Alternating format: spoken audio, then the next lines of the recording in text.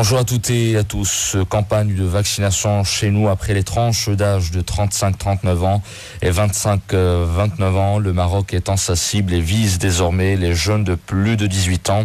La population ciblée peut ainsi se présenter à n'importe quel centre de vaccination pour recevoir sa première dose de vaccin. Rappelant qu'à ce jour, le nombre des personnes complètement vaccinées s'élève à plus de 11 389 000. Et le Covid-19 poursuit sa progression inquiétante chez nous. Encore un nouveau record du côté des décès. 110 personnes ont été emportées par le virus dans les dernières 24 heures. Côté infection, un total de 10 240 nouveaux cas de contamination a été enregistré. À la une de l'actualité internationale, ce puissant séisme qui a frappé l'ouest d'Haïti, l'un des plus pauvres pays du monde. Le dernier bilan fait état de 304 morts. Le séisme a causé aussi des dégâts importants dans le pays.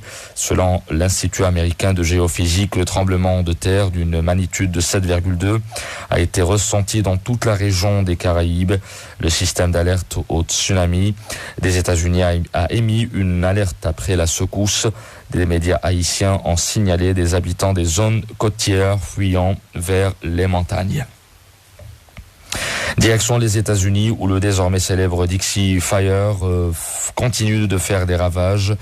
Cela fait un mois que ce gigantesque incendie ravage le nord de la Californie.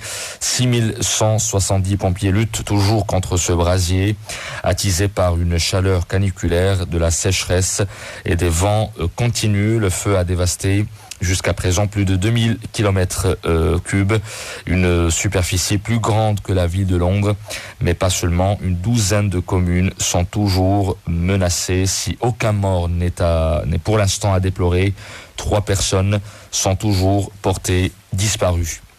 En Afghanistan, alors que les talibans poursuivent leur progression fulgurante, le président américain a décidé de porter à quelques 5000 soldats le déploiement militaire à Kaboul.